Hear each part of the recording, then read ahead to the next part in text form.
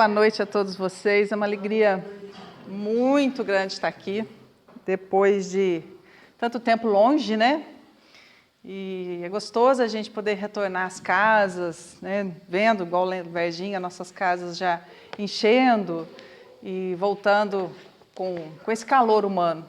Porque a gente fazia as lives, mas não era a mesma coisa, né? Não é a mesma coisa de estar aqui olhando para cada um.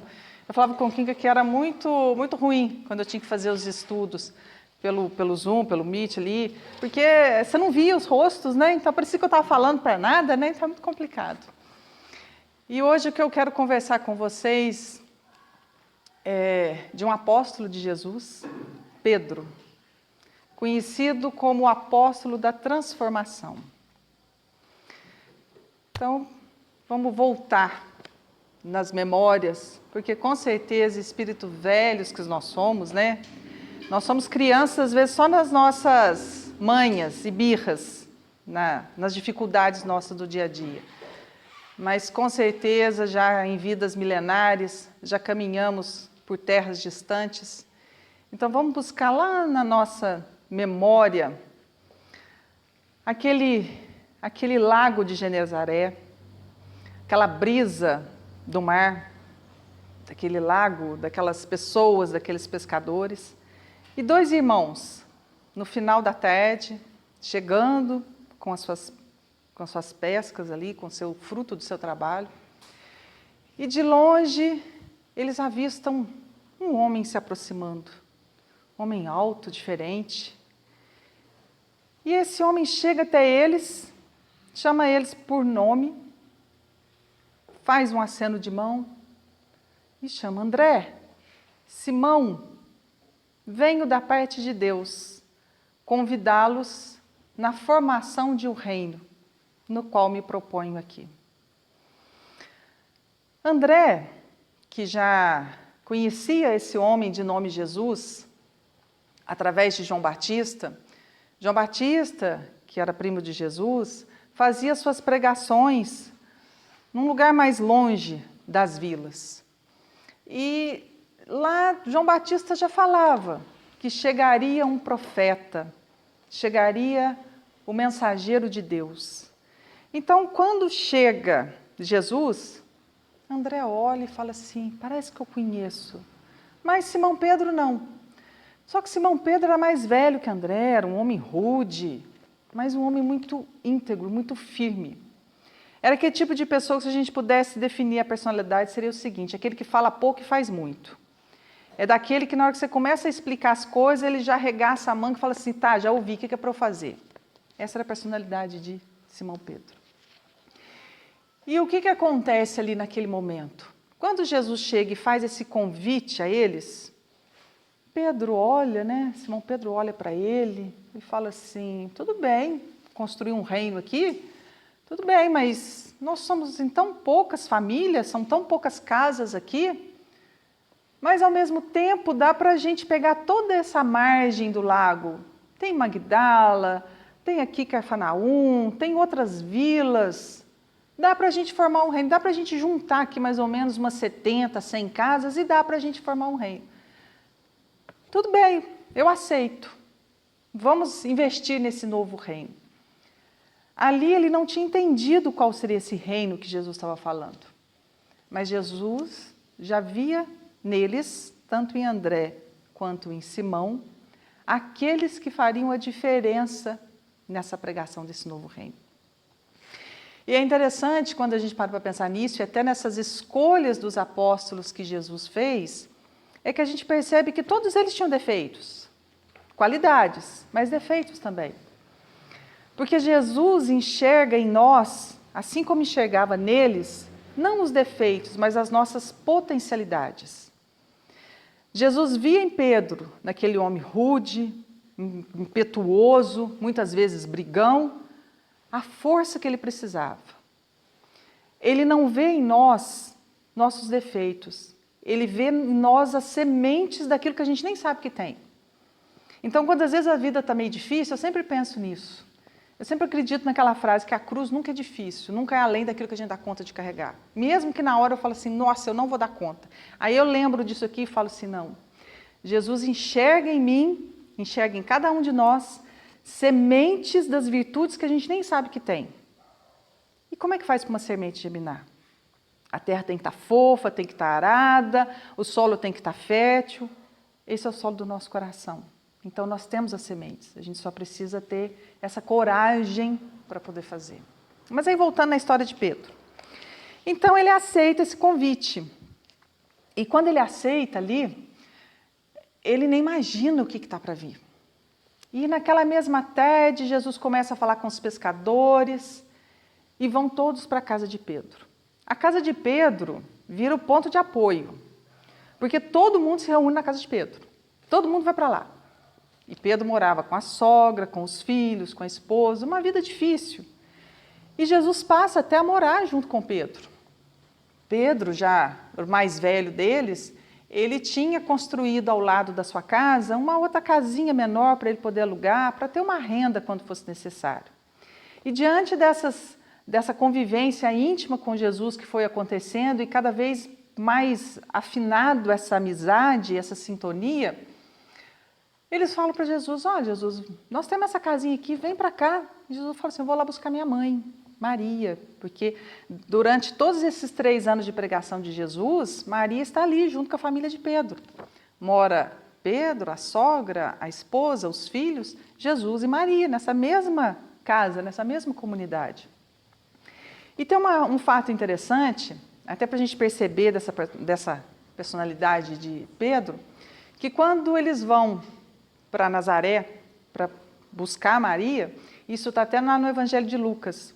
Quando Jesus chega lá, é um dia de atividade no templo deles, dentro da religião judaica.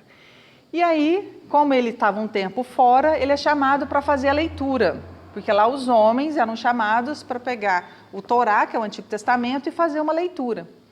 E ele fez a leitura e fez uma interpretação e ele não foi muito bem visto, porque na verdade a comunidade não via com bons olhos. Hoje nós sabemos quem é Jesus, qual é a representação dele para nós, mas naquela época as pessoas não sabiam.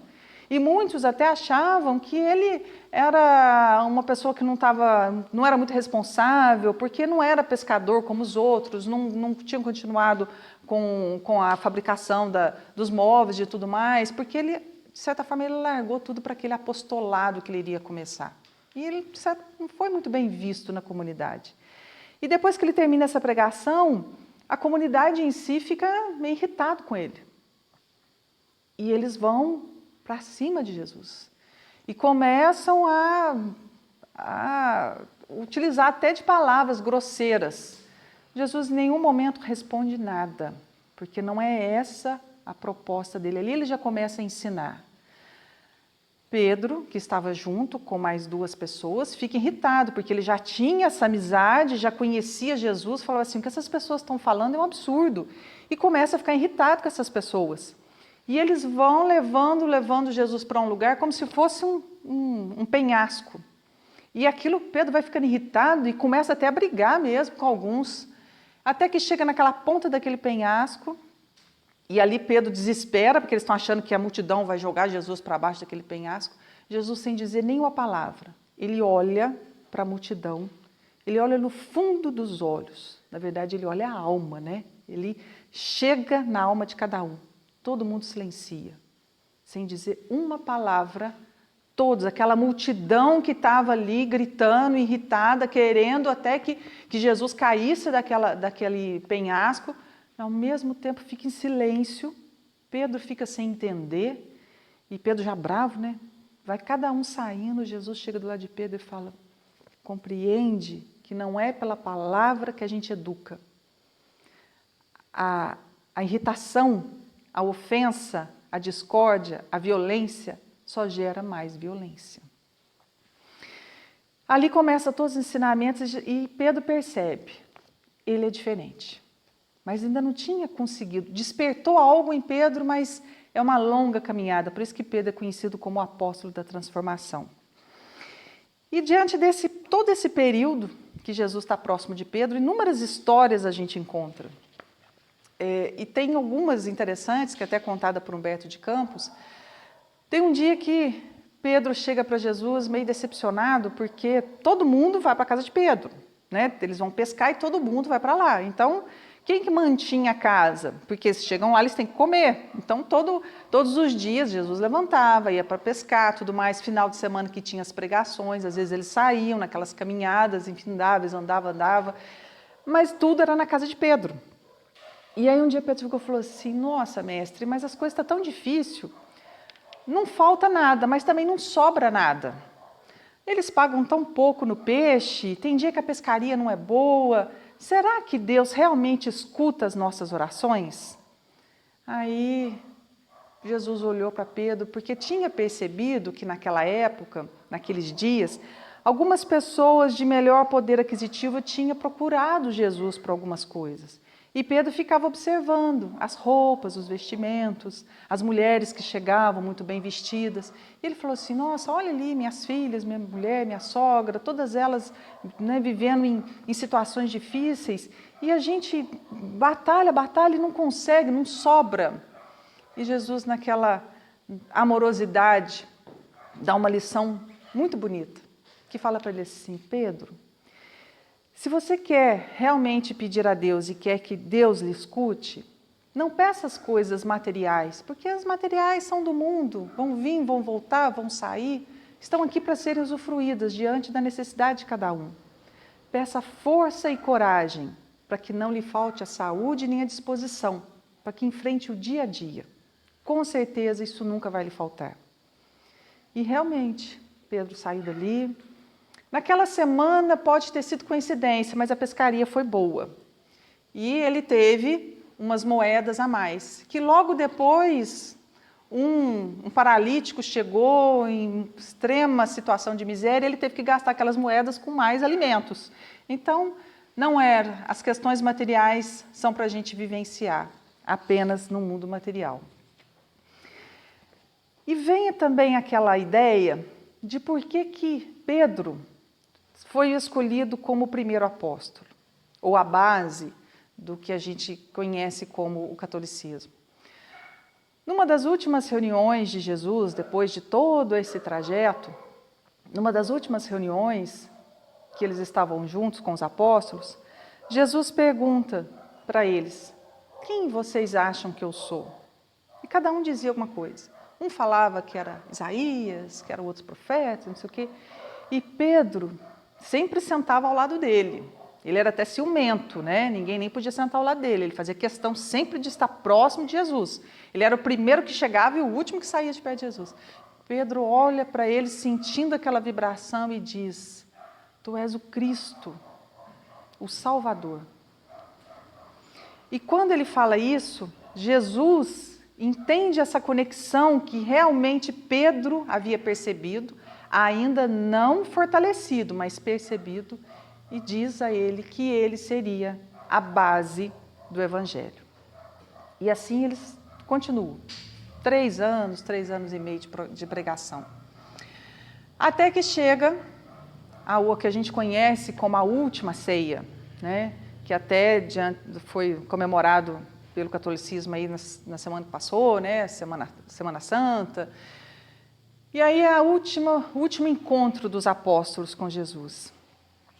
Diante de toda aquela cerimônia, de todas essas situações, quando Jesus fala para os apóstolos que logo está partindo, Pedro não concorda com aquilo.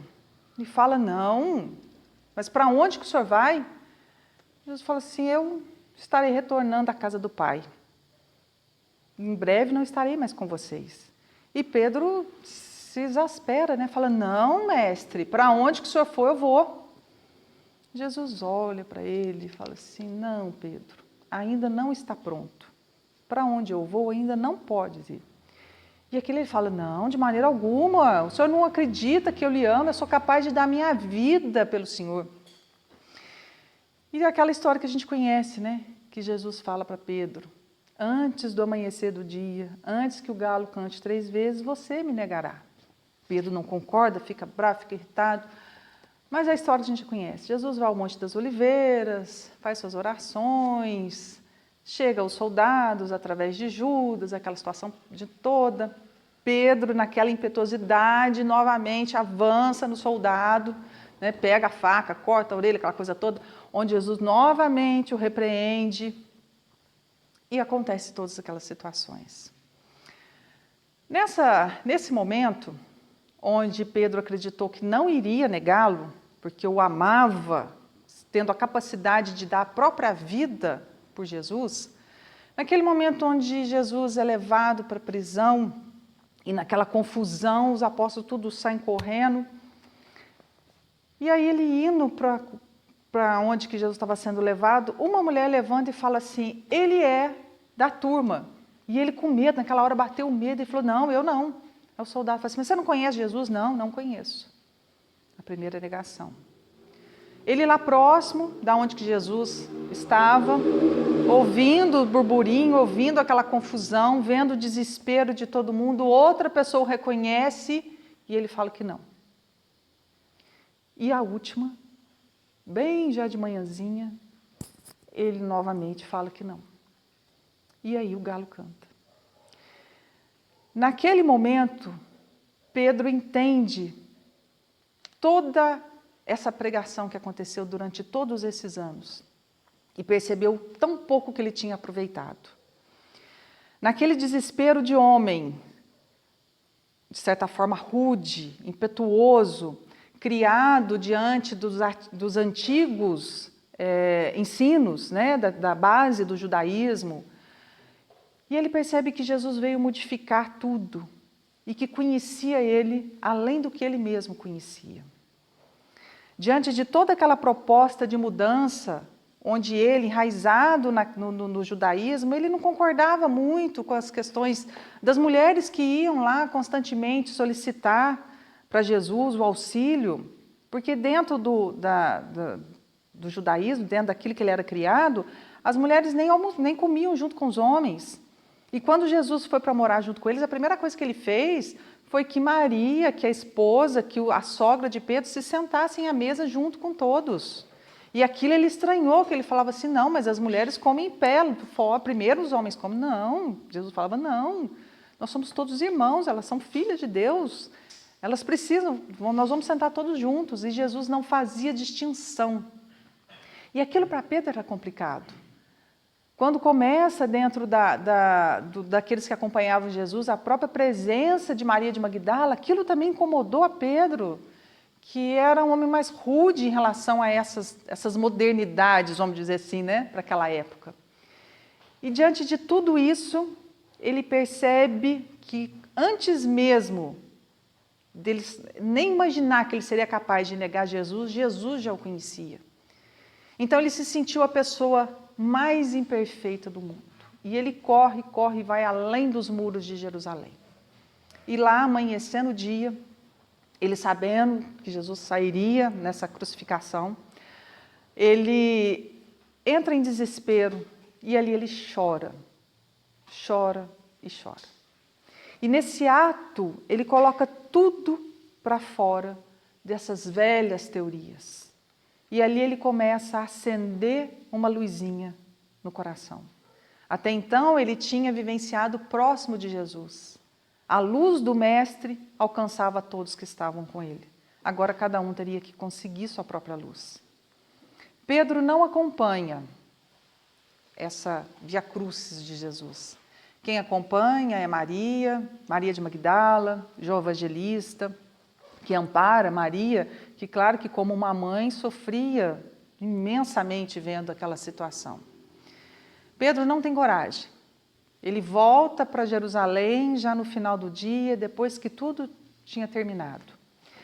E lá eles tinham ido, os apóstolos, para Jerusalém, porque eles não moravam em Jerusalém. Eles foram ficar lá em Jerusalém para comemorar a Páscoa, porque a Páscoa é antes de Jesus, né? A Páscoa não é a questão da ressurreição de Jesus, a Páscoa é antes, era a comemoração da libertação do povo, do Egito, a passagem pelo deserto. Então, já existia na cultura judaica essa comemoração da Páscoa. Então, eles iam para Jerusalém, que era o templo. Então, eles estavam lá por causa disso. Pedro volta para aquela casa onde eles estavam reunidos, e todo mundo morrendo de medo. Porque se Jesus foi crucificado, imagina o que iria acontecer com eles. E chega no outro dia, o dia seguinte, né? O dia da saudade. Eles sentem aquele buraco, aquela ausência do Mestre. A energia que Jesus passava a cada um deles, que aquecia e acendia o coração, agora estava ausente. Era o caminho agora desses apóstolos criarem essa própria energia. E quando acontece que Maria de Magdala, né, aquela que talvez seria a menos provável diante dos apóstolos, dentro da visão deles, de encontrar Jesus ressuscitado, chega a ela no domingo, naquela alegria, e eles não acreditam. Até que diante da sala onde eles estavam, de portas fechadas, porque com medo, Jesus entra. Aquela luz, e de repente Jesus estava entre os apóstolos. E ali Pedro, a velhinha que tinha acendido alguns dias atrás, já muda, já vira um lampião. Pedro percebe que realmente Jesus venceu a morte. Jesus venceu o mundo, venceu todos os defeitos. Ali ele realmente entendeu aquela frase que ele tinha dito alguns dias antes, que ele era o Cristo, o Salvador da nossa humanidade. E Pedro, que era homem de atitude, o que ele pensa? Ele fala assim, eu não tenho como agora voltar e ser pescador. Não adianta, eu não posso ser pescador. Ele lembra que um dia Jesus chegou para ele e falou assim, Pedro, você vai deixar de ser pescador de peixes e se tornar pescador de almas, de homens. Ele decide vender a propriedade dele lá em Cafarnaum, só que o dinheiro era pouco, e decide comprar ali próximo de Jerusalém. Começar a falar sobre o Evangelho, tentar passar tudo aquilo que ele tinha vivenciado com Jesus. E, de certa forma, todos os discípulos estavam junto com eles. Nessa casa, acontecia toda a proposta de Jesus, de auxílio, aquilo que eles tinham aprendido durante esses 3 anos de escola com o Mestre. E as comemorações no Templo de Jerusalém continuavam. E as pessoas muitas vezes achavam que para conseguir a bênção de Deus ou para conseguir algum tipo de milagre, elas tinham que ir até o templo, fazer as suas oferendas. Quem tinha muito dinheiro mandava matar um cordeirinho, quem tinha pouco era uma pombinha, né? E aquilo muitas vezes era medido conforme a sua oferenda. E imagina aquelas pessoas pobres saindo das suas aldeias, sem comer, muitas vezes machucados, querendo a cura de doenças, indo até o templo, e chegava na metade do caminho e não dava conta. E aí começou aquela história. Na metade do caminho, indo para Jerusalém, tem uma casa que vai te acolher. Aquela casa vai te dar alimento. Aquela casa cura as nossas feridas. É uma casa do caminho. Sigam para Jerusalém, tem uma casa no caminho que é o nosso porto. Lá nós temos alimento e nós temos a cura das nossas feridas. E essa casa do caminho era a casa de Pedro. Lá Pedro se estabeleceu e lá ele ficou com os discípulos durante muito tempo, curando as pessoas, dando o alimento, até que chegou num ponto que ele falou assim, mas nós estamos trabalhando assim, da hora que acorda, dormindo pouco, porque toda hora era um chegando, toda hora era um doente, toda hora alguém levava. E ele sente a falta de poder conversar sobre Jesus. E novamente, Pedro era um homem de atitudes, né? Pedro era aquele homem que ele já analisava as coisas e já pensava como que ele poderia resolver. Ele não ficava nas palavras, ele queria fazer, ele gostava do trabalho. Ele decide, vamos dividir equipes. Uns vão ficar para cuidar dos enfermos, para alimentar, e outros vamos ficar para evangelizar. Não era esse o termo, né? Vamos ficar para contar as histórias de Jesus, para plantar as sementinhas do reino que Jesus lá atrás nos convidou. E assim começa. Estevão, daquele livro, Paulo e Estevão fazia parte dessa equipe. Estevão era um dos que cuidava dos doentes. Quem ficava para contar essas histórias era Pedro, João Marcos. João Marcos até é o Evangelho de Marcos que a gente conhece, que são as memórias de Pedro. João Marcos era sobrinho de um dos discipulados ali, que era Barnabé. Então todos eles ficavam. Nessa casa do caminho chegaram muitas pessoas que depois foram levar essas palavras de Jesus. O próprio Saulo de Tarso, que depois se tornou Paulo de Tarso, bateu nessas portas. E ali Pedro começou a direcionar. Falar, olha, cada um tem que ir para um lugar, precisamos plantar sementes. Então nós não podemos ficar aqui todo mundo junto, nós vamos ter que sair. Assim como na rua, né? Se a gente olhar os postes, cada um fica numa distância, as lâmpadas a gente põe numa distância, para quê? Para que possa iluminar. Se a gente colocar os postes da rua tudo junto, ele não vai conseguir iluminar muito. Então, eles eram os postes da iluminação, então eles tinham que sair. E aí foi, André foi para um lugar, para aquela região da Grécia, João Evangelista foi para Éfeso, que depois levou Maria, e assim nós tivemos a história do Evangelho sendo esparramado para vários lugares. Tudo estava indo muito bem, até que acontece aquela confusão em Jerusalém, e a então religião dominante não gostava muito da situação que acontecia ali, e começaram as perseguições aos cristãos. Nessas perseguições, até que Estevão é apedrejado, aquela coisa toda, Pedro já devia estar beirando os 80 anos. O que acontece? Aquela confusão, e eles vão lá na casa do caminho, porque eles querem também prender Pedro. Nessa confusão toda, eles pegam Pedro com a roupa que ele estava no corpo, junto com esse moço, que é o João Marcos, que era mais novo, coloca Pedro no navio e fala assim, some com ele daqui, porque senão eles vão matar Pedro. E assim Pedro sai do dia para a noite, com a roupa do corpo, num navio, sem saber para onde que estava indo e sem saber como iria ser recebido do outro lado.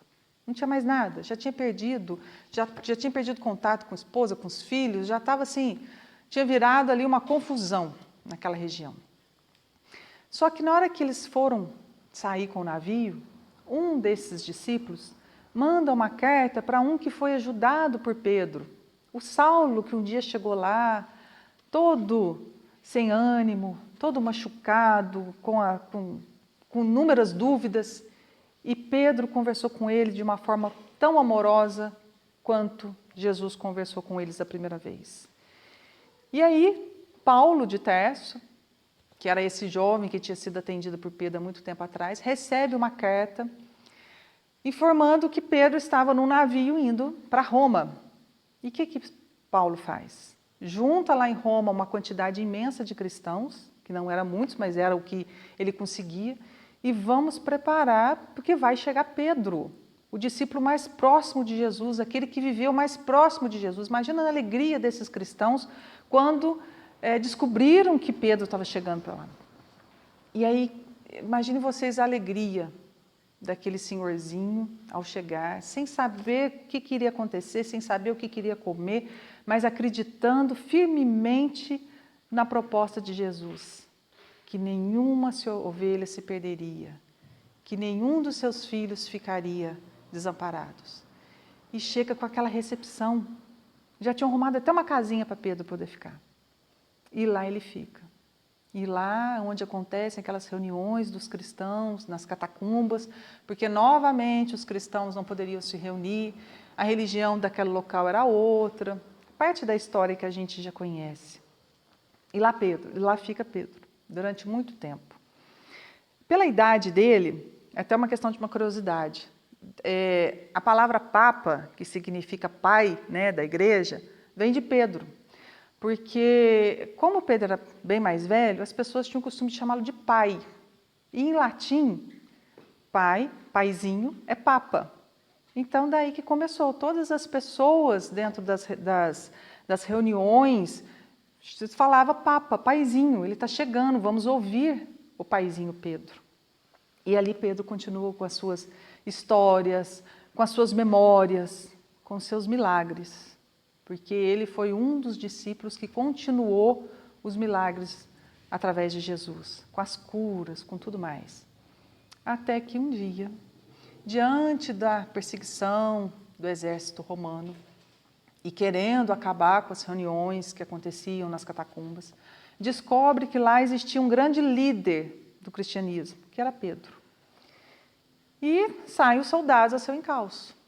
Até que um determinado soldado, um pretoriano, chamado, eu até anotei o nome dele aqui, quer ver? Sertório Aniceto. Esse soldado, querendo subir de cargo, ele vai no encalço e descobre onde que Pedro está. Pedro, naquele dia, tinha saído cedinho, se preparado com as suas orações, para poder ir estar junto com os cristãos.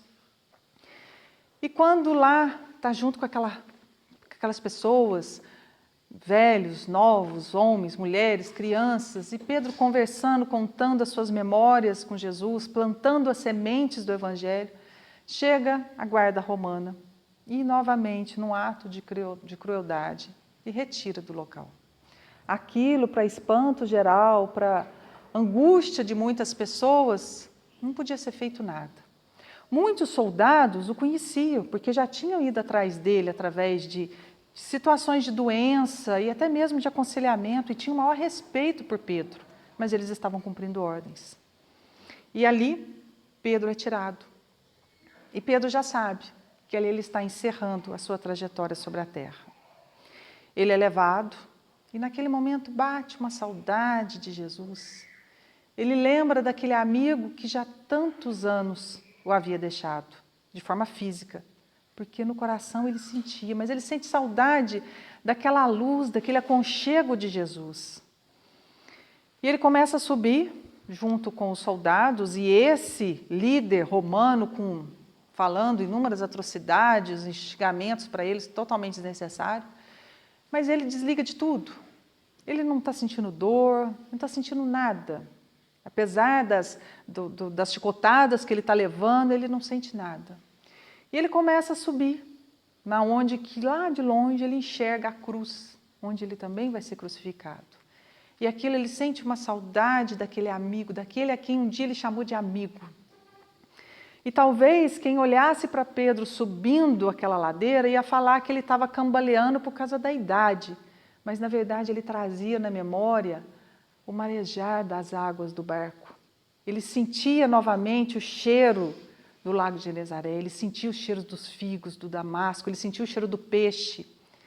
Ele chegava até a ouvir a voz de Jesus.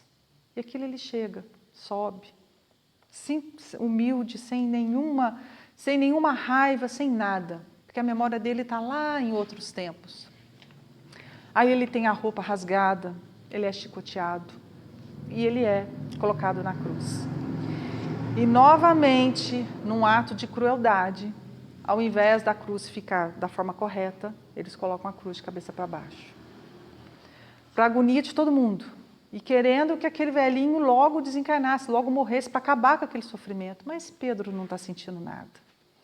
Tanto não está sentindo nada, que aquilo acontece mais ou menos próximo de meio-dia e Pedro não morre. E para o desespero do soldado, que o soldado quer voltar logo com um prêmio para o chefe dele, mostrando que ele tinha exterminado com o líder dos cristãos. E chegando no final da noite, Pedro ali, sem sentir nada, mas vivo. Esse soldado pega uma pedra e novamente, num ato de crueldade, joga essa pedra no crânio de Pedro. E ali ele morre.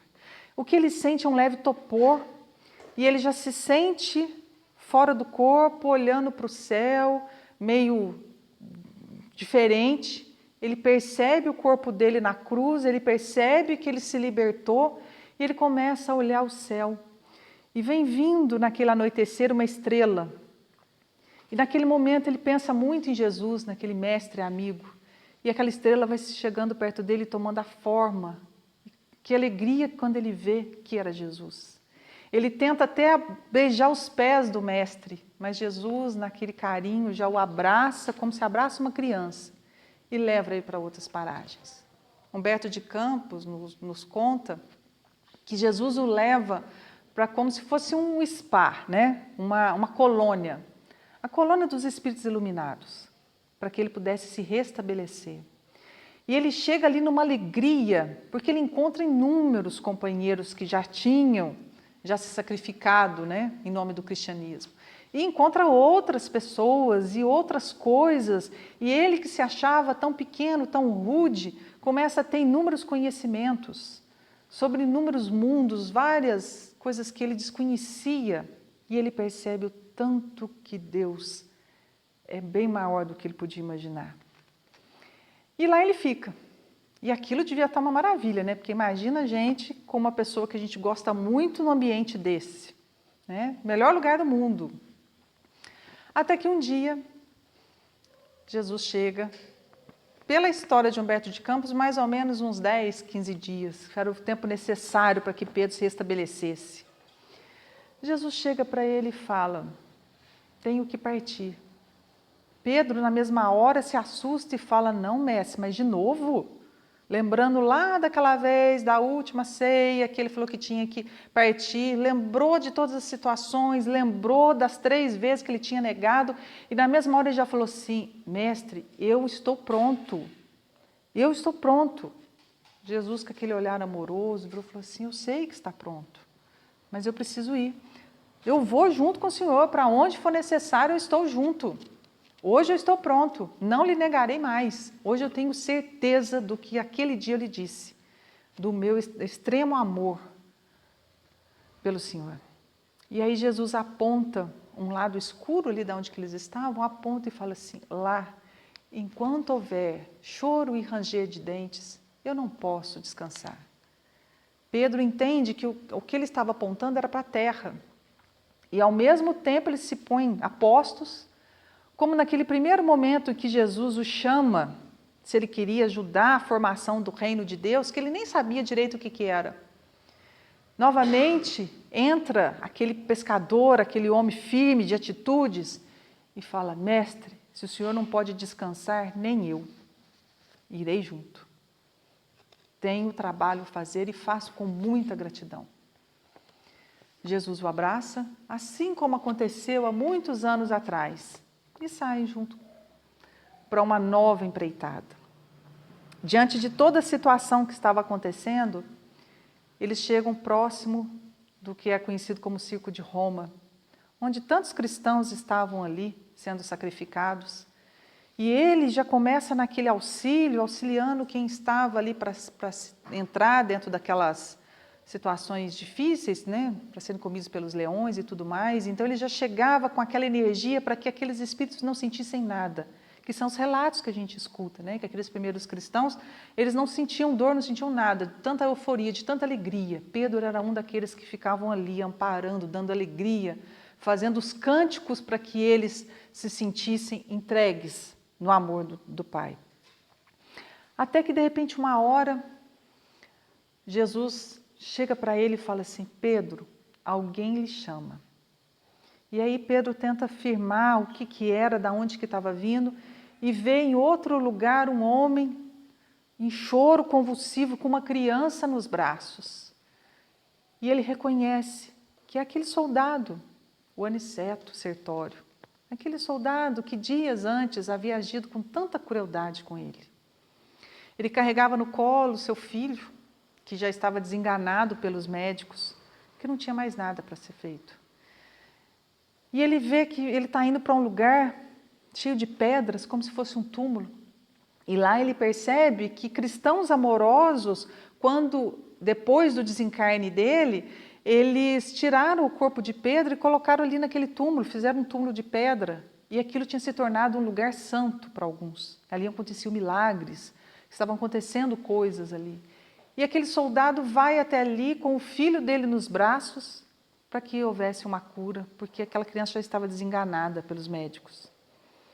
Pedro se aproxima, ele sente aquela energia toda e sente uma culpa imensa de toda a situação da qual ele foi protagonista, né, da qual ele fez, pede perdão de uma forma convulsiva, com o filho nos braços já quase morrendo.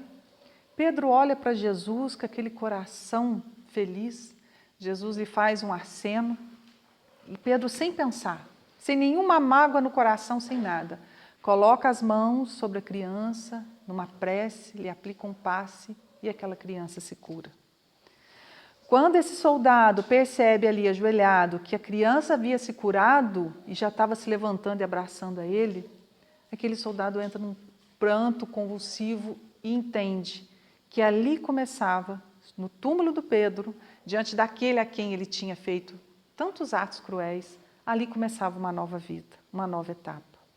E Pedro, nosso irmão de humanidade, nosso trabalhador junto com Cristo, chega bem pertinho dele e diz, querei vós, assim como eu, também ser um discípulo do reino? E ali começa uma nova fase. e uma nova era para o nosso planeta Terra. E eu acredito, conforme os relatos até de Humberto de Campos, que Pedro até hoje ainda continua entre nós. Porque se Jesus disse que não poderia descansar enquanto houvesse choro, tristeza e desespero no nosso planeta, então com certeza ele ainda está aqui com a gente. Não porque nós vamos diminuir nossas provas, porque elas são necessárias, mas são as sementes que Jesus sempre enxergou em nós. A gente nem sabe que tem, mas que elas existem. É o afofar da terra, é o arado necessário para esse solo duro do nosso coração, para que essas sementes brotem.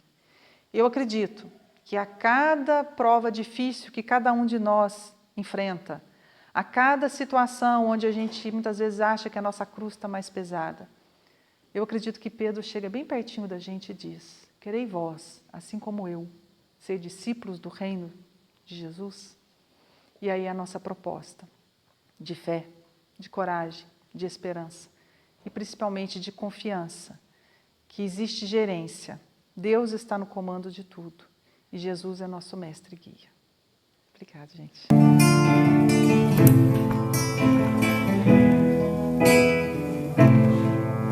Descer sobre nós como veste azul.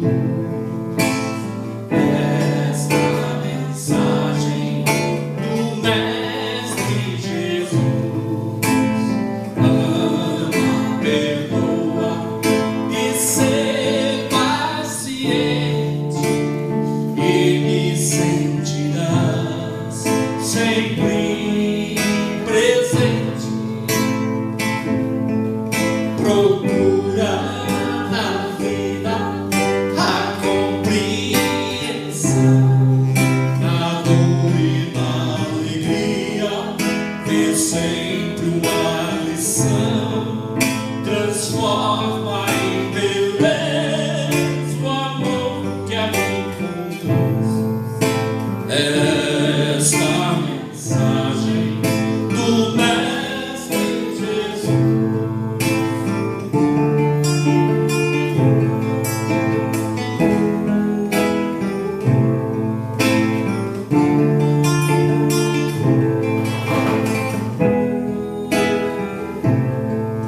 Desceu sobre nós como veste de luz. Esta mensagem do Mestre Jesus. Ama, perdoa e ser paciente, e me sentirás sempre presente. Procura na vida a compreensão, na dor e na alegria, vê sempre uma lição. Transforma em beleza o amor que a mim conduz. Esta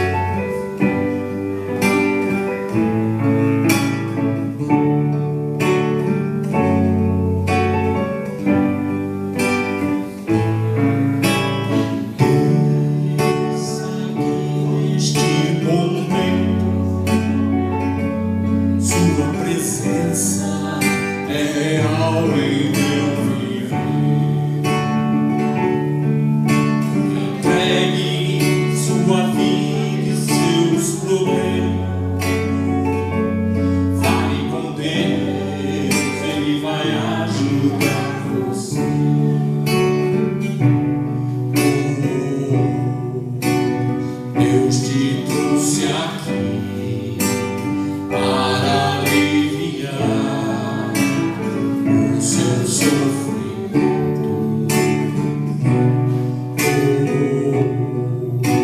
Ele olhou na fé, do princípio ao fim, em todos os seus tormentos.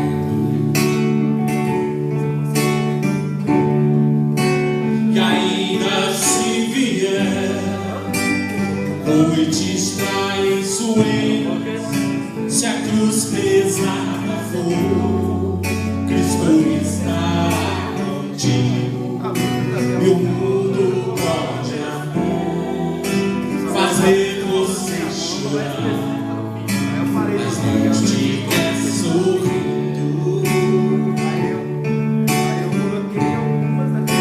E ainda se vier noites traiçoeiras, se a cruz pesada for, Cristo estará contigo. E o mundo pode até fazer você chorar, mas Deus te quer sorrir. Seja qual for o seu problema, fale com Deus, Ele vai ajudar você. Após a dor vem a alegria, pois Deus é amor e não te deixará sofrer.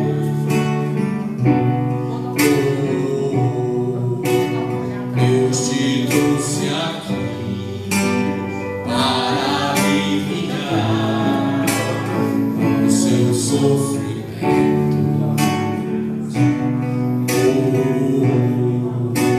Em amor na fé, do princípio ao fim, em todos os seus momentos.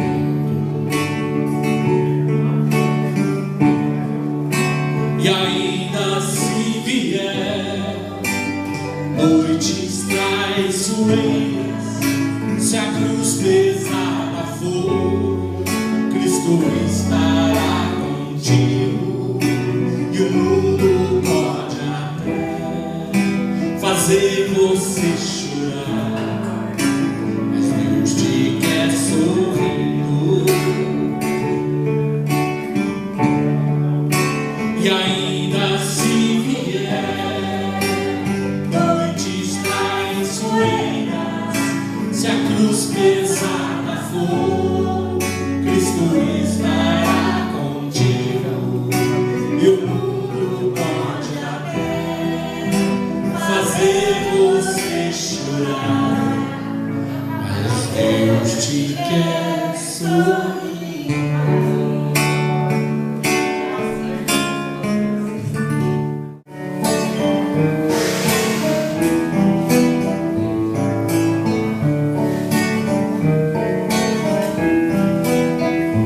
Tem o sol, tem o mar, tem o brilho das estrelas. Tudo isso não tem valor sem ter você.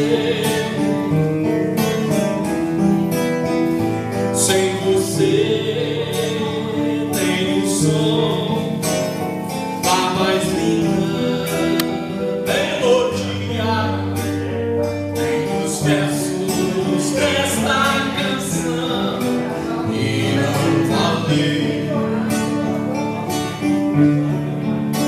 Tem o perfume de todas as rosas, é igual a doce presença do seu amor, amor.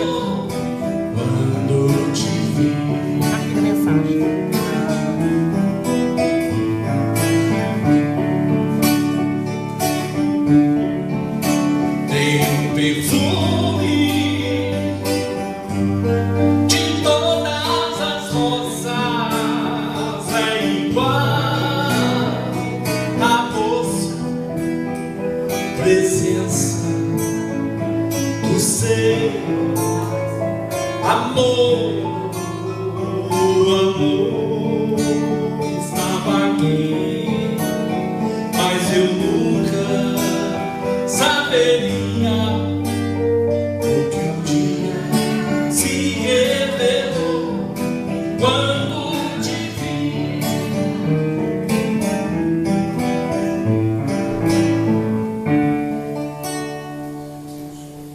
Então, como oração, a gente vai concluir uma música Faz um Milagre em Mim.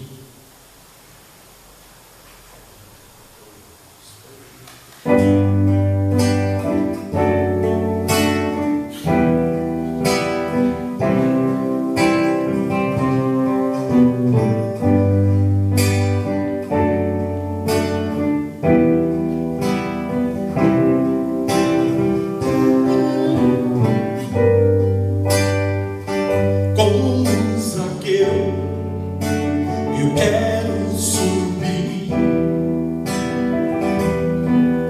o mais alto que eu puder, só pra te ver, olhar para ti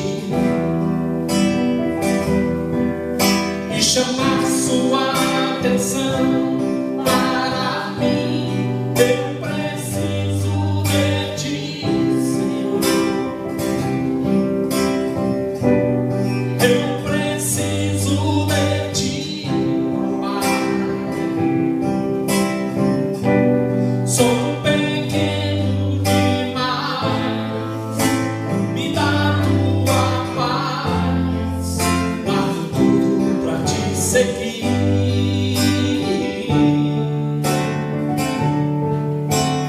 Entra na minha casa, entra na minha vida, mexe com minha estrutura, sara todas as feridas, me ensina a ter santidade.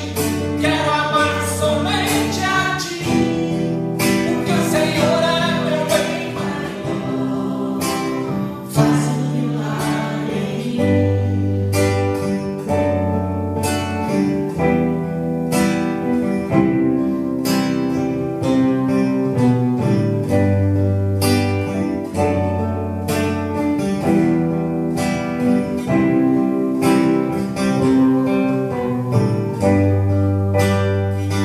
Como Zaqueu, eu quero subir